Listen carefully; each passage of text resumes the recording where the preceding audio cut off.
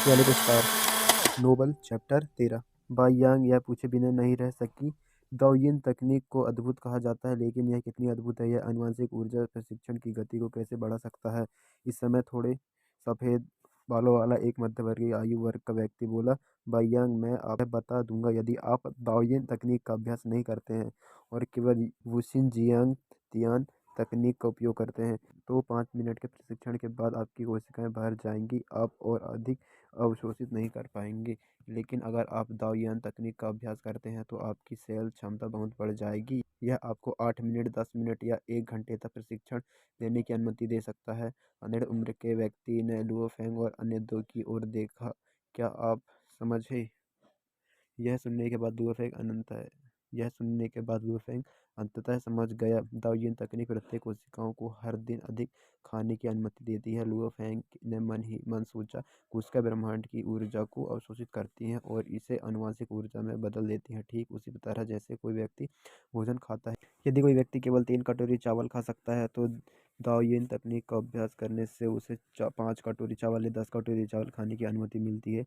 Jiang Nyang मुस्कुराया, यदि आप दाओयिन तकनीक का अभ्यास नहीं करते तो मान लें कि आपकी कोशिकाएं जो ऊर्जा अवशोषित कर सकती हैं वह 1 इकाई है। एक बार जब आप दाओयिन तकनीक का अभ्यास कर लेते हैं तो आपकी कोशिकाएं 2 इकाई, 3 इकाई या इससे अधिक को अवशोषित कर सकती हैं। दूसरे शब्दों में आपका 1 साल का प्रशिक्षण किसी अन्य के 10 साल के प्रशिक्षण से अलग निकल सकता है। यह दाओयिन तकनीक की खूबसूरती है। घटनास्थल पर सभी लड़ाके चर्चा करने लगे।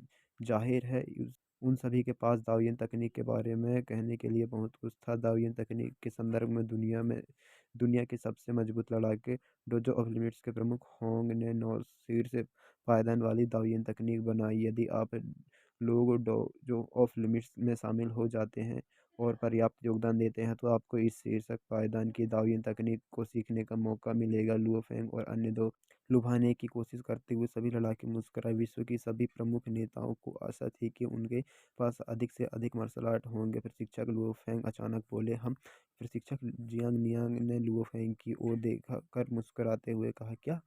प्रशिक्षक चांदी के बालों वाले काले वस्त्र वाला लड़ाकू जो मुख्य प्रशिक्षक के साथ बाहर गया था, वह सिर्फ एक नज़र से हमारी प्रतिरोधी प्रतिरोध करने की क्षमता कैसे खो सकता है। एक योद्धा के पास किसी प्रकार की शक्ति होती है। लुओ फेंग ने कभी किसी लड़ाकू के इतने शक्तिशाली होने के बारे में नहीं सुना था। शिक्षक जियांग नियांग मंद मंद मुस्कुराए और उनके बगल में मार्शल आर्ट का समूह जोर से हंसा। बच्चे जो मुख्य प्रशिक्षक के साथ चला गया वह स्पीड रीडर है। स्पीड रीडर मार्शल आर्ट से भी दुर्लभ है। मार्शल आर्ट हंसते और बोले, बेशक स्पीड रीडर आमतौर पर मार्शल आर्ट होते हैं, हालांकि वे मार्शल आर्ट कलाओं के बीच सबसे भयानक अस्तित्व है। आत्मा पाठक लुओ फेंग चौंक उठे। अब जब इंटरनेट इतना उन्नत हो गया है, लुओ फेंग ने इंटरनेट पर एक परिचय देखा है। इनमें कहा गया है कि स्पीड रीडर लड़ाकू समुदाय में एक बहुत ही खास अस्तित्व है और एक बेहद भयानक अस्तित्व है। जब आप भविष्य में मार्शल आर्टिस्ट बनेंगे आपको जल्दी स्पीड रीडर के बारे में पता चल जाएगा। प्रशिक्षक जियांग नियांग हंसे।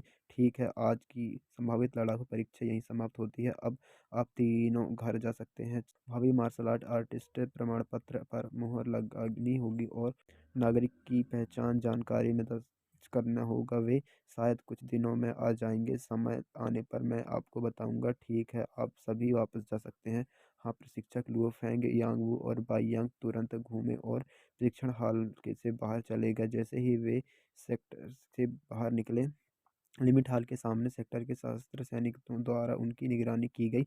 मिंगियो सेक्ट के प्रवेश द्वार पर लुओ फेंग, यांगवू और बाइयांग सभी मुस्कुरा रहे थे। मेरा नाम बाइयांग है, मैं जियांगनांग की शीर्ष सैन्य अकेदमी से हूँ। मैं गृह नगर यांग झाओ शहर में है और चूंकि गर्मी की छुट्टियां हैं इसलिए मैं यहीं प्रशिक्षण देने का फैसला किया। बाइयांग ने अपना हाथ बढ़ाया और लुओ फेंग और यांगवू से हाथ मिलाया। आप दोनों से मिलकर अच्छा लगा। जियांग नांग की शीर्ष सैन्य अकेदमी, वह हमेशा से इन सैन्य अकेदमी में प्रवेश लेना चाहते थे। लुओ फेंग से, मेरा नाम लुओ फेंग है और यह यांग वू है। हम दोनों जीएन क्षेत्र के डोजो ऑफ लिमिट्स से हैं।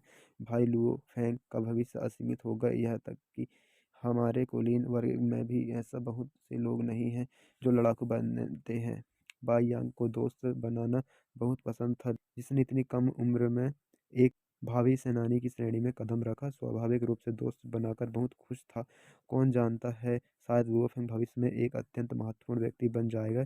यांग वू ने हंसते हुए कहा, चलो ज़्यादा बात न करें।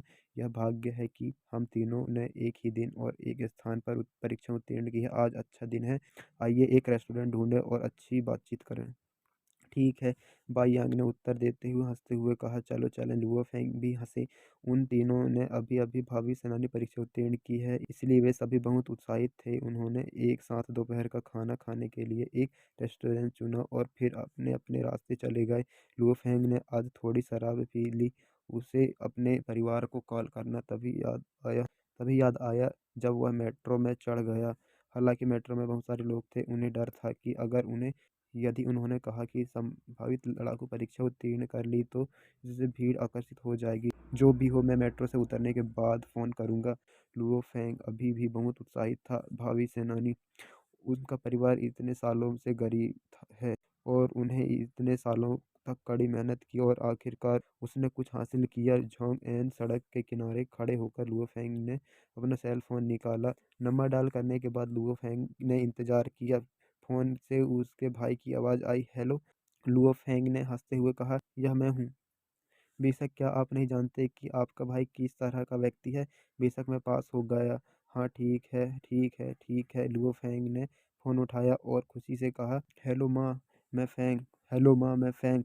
लुओ फेंग बेहद खुश था। अपनी माँ की उत्साहित आवाज़ सुनकर लुओ फेंग की आंखों से आंसू आ गए। आखिरकार उसने इस दिन के लिए बहुत लंबे समय तक कड़ी मेहनत की। माँ, आप पहले ही मुझे 3 बार पूछ चुकी हैं। मैं सचमुच परीक्षा में उत्तीर्ण हो गया। भावी लड़ाकू प्रमाण पत्र कुछ दिनों में घर भेज दिया जाएगा। लुओ फेंग ने हंसते हुए कहा, मैं पहले ही परीक्षा उत्तीर्ण करने वाले अन्य 2 लोगों के साथ खाना खा लिया है। ओह। फोन रखने के बाद लुओ फेंग मुस्कुराए बिना नहीं रह सका। खुश संतुष्ट। उन्होंने बहुत लंबे समय तक कड़ी मेहनत की और अपनी तकनीक और ब्लेड का प्रशिक्षण बचपन से ही लिया। क्या यह सब इसी दिन के लिए नहीं था? लुओ फेंग ने गहरी सांस ली और अपने पिता के सेल फोन पर कॉल करने से पहले खुद को शांत किया। इस परिवार में उनके पिता लुओ होंगुआओ पर्वत परिवार के स्तंभ हैं। लुओ फेंग ने डोजो का एक विशिष्ट सदस्य बनने से पहले परिवार का लगभग सारा खर्च उसके पिता की कड़ी मेहनत से चलता था।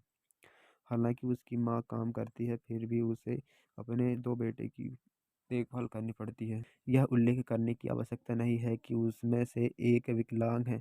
उसके पिता का घर में नवीनीकरण का काम बेहद कठिन है। उसकी पीठ दर्द करती है, उसके हाथ घायल हो जाते हैं इत्यादि। पिताजी, अब से आपको इतनी मेहनत करने की ज़रूरत नहीं है, लुओ फेंग ने मन ही मन सोचा। फ़ोन की घंटी बजी और लुओ फेंग अपने पिता के फ़ोन उठाने का इंतज़ार करने लगा। दोस्तों, इसी साथ 12 स्टार का चैप्टर 13 एंड होता है।